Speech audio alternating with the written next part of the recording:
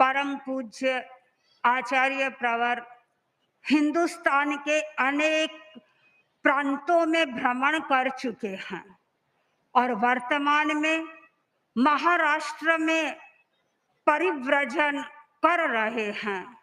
जहां कहीं पर भी पधारे अथवा जहां कहीं पर भी पधार रहे हैं, लोग आचार्य वर्ग का अभिनंदन करते हैं, लोग आचार्य वर्ग को अभिवंदना करते हैं। प्रश्न होता है कि अभिनंदन करने के योग्य कौन होता है, किसको अभिवादन किया जाता है, किसका अभिनंदन किया जाता है। गौतम कुलकम में एक सूक्त मिलता है, जे साहवो ते अभिवंदी अब्बा, यानी जो साधु हैं वो अभिनंदन के योग्य हैं। और परम पूज्य आचार्यवर यहाँ पधारे हैं, तेरा पंथ धर्म संघ के अनुशास्ता हैं और इसलिए लोग आपका अभिनंदन कर रहे हैं, आपका स्वागत कर रहे हैं, आपका वर्धापन कर रहे हैं। और संस्कृत का एक श्लोक मेरे मस्तिष्क में आ रहा है कि अभिनंदन किसका किया जाता है। शासन माता साध्वी प्रमुखा श्री जी कई बार एक श्लोक का उच्चारण करती थी। साध्वी प्रमुख आचार्य वर्ग की सन्निधि में श्लोक को आज मैं आप श्री की सन्निधि में प्रस्तुत कर रही हूँ। वदनं प्रसाद सदनम, वदनं प्रसाद सदनम, सदयम हृदयम सुधा मुचो वाचः, करणं परोपकरणं येषाम केशाम न ते वंद्यः, यानी वंदनीय कौन होते हैं। पहला हेतु बताया है कवि ने, वदनम प्रसाद सदनम, जिसके मुखारविंद पर प्रसन्नता ही प्रसन्नता दिखाई दे रही है और जिसके चेहरे पर मुस्कान होती है, प्रसन्नता होती है, वह वास्तव में वंदनीय होता है। हम परम पूज्य आचार्य वर्ग को देखते हैं। आचार्य वर्ग को आज चाहे गर्मी में देखें, चाहे सर्दी में देखें, चाहे दिन में देखें, चाहे रात में देखें और चाहे प्रकाश में देखें, चाहे अंधेरे में देखें, आचार्य वर्ग के चेहरे पर अखंड प्रसन्नता हमें दिखाई दे रही है। और उस प्रसन्नता के कारण ही आचार्य वर्ग अपने संयम के पर्यायों को उज्जवल बनाते चले जा रहे हैं।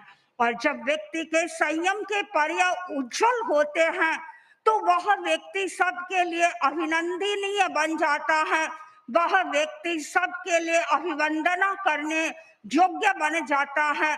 और जिसका मुखारविंद प्रसन्न रहता है, धीरे धीरे उसके भीतर जो स्मृति है वह भी पवित्र होने लग जाती है।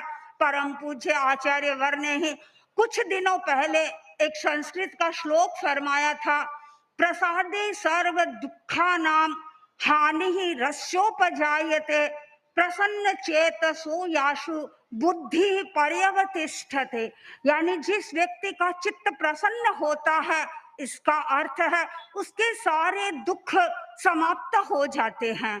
और जब चित्त प्रसन्न होता है तो व्यक्ति की बुद्धि का विकास होता है, उसकी स्मरण शक्ति भी बढ़ जाती है। और हम परम पूज्य आचार्य वर्ग को देख रहे हैं, आचार्य वर्ग की सचमुच में स्मरण शक्ति है, वह विलक्षण है। कहाँ का स्थान, किसी घटना को देख करके स्थान के बारे में बता देते हैं, उसके सन संबत के बारे में बता देते हैं और व्यक्तियों के बारे में भी बता देते हैं। तो ये स्थिति कब बनती है? जब व्यक्ति प्रसन्न चित्त रहता है। प्रसन्न का अर्थ है निर्मल। जिसका चित्त निर्मल होता है, सचमुच में वह व्यक्ति अभिवंदनीय होता है।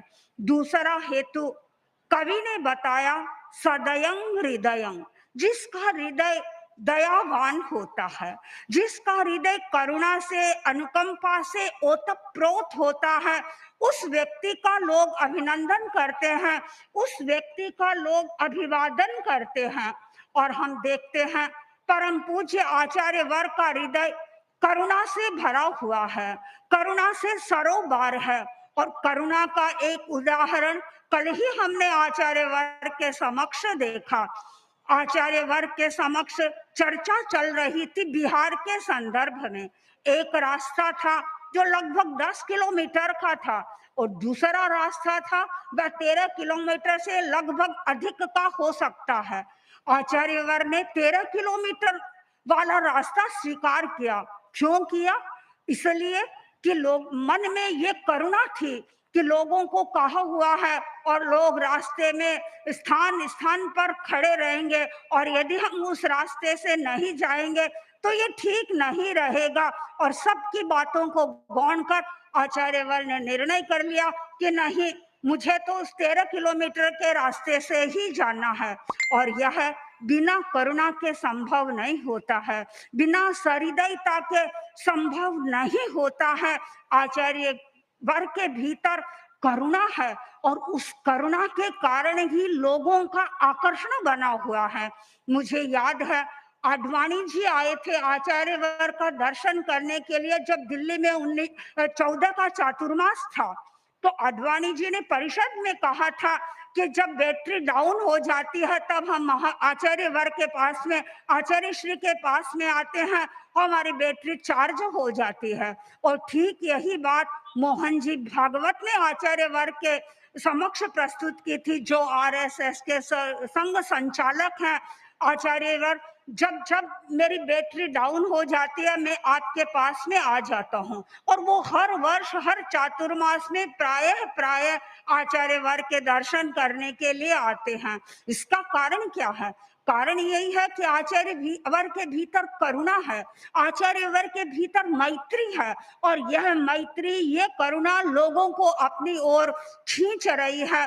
और करुणा के कारण ही आचार्य वर्ग लोगों के लिए अभिवंदनीय बने हुए हैं।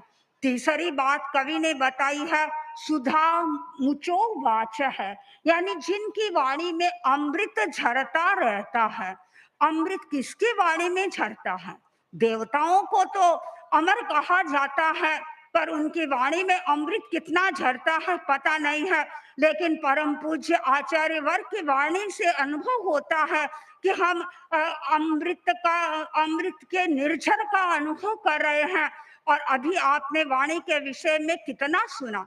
जो व्यक्ति मधुर बोलता है, जो व्यक्ति मित बोलता है, जो व्यक्ति यथार्थ बोलता है और जो जो व्यक्ति विचारित बोलता है, चिंतन पूर्वक बोलता है, उस व्यक्ति की वाणी से अमृत का श्राव होता है। और वह अमृत का श्राव ही उस व्यक्ति को सुनने के लिए, अमृत का श्राव जिसकी वाणी से होता है, लोग उसको सुनने के लिए स्वतः उमड़ आते हैं। आज आचार्यवर जहां कहीं पर भी पधारते हैं, लोगों से बातचीत करते हैं, बातचीत में भी मधुरता दिखाई देती है। और लोगों के सामने प्रवचन करते हैं तब भी हमें माधुर्य की ही अनुभूति होती है। वाणी में कई कठोरता का तो लेश भी नहीं दिखाई देता है।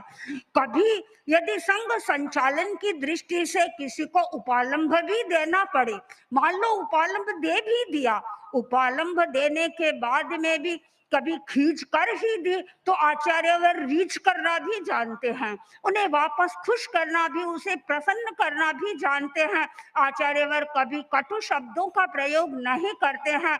और जब वाणी में मितभाषिता होती है, जब वाणी में मधुरता होती है, यथार्थता होती है और विचार पूर्वक बोला जाता है, तो उस व्यक्ति का प्रवचन किसके लिए आकर्षण का कारण नहीं बनेगा। और ऐसा व्यक्तित्व ही लोगों के लिए अभिवंदनीय बनता है। चौथी बात कवि ने बताई है, करणं परोपकरणं। जो व्यक्ति परोपकार ही करता रहता है, आचार्य वर्ग की सूची में परोपकार के सिवाय कोई दूसरा काम भी नहीं है। वो प्रवचन करते हैं, परोपकार के लिए करते हैं, लोगों से बातचीत करते हैं, परोपकार के लिए कर रहे हैं, लंबे विहार कर रहे हैं, परोपकार के लिए कर रहे हैं।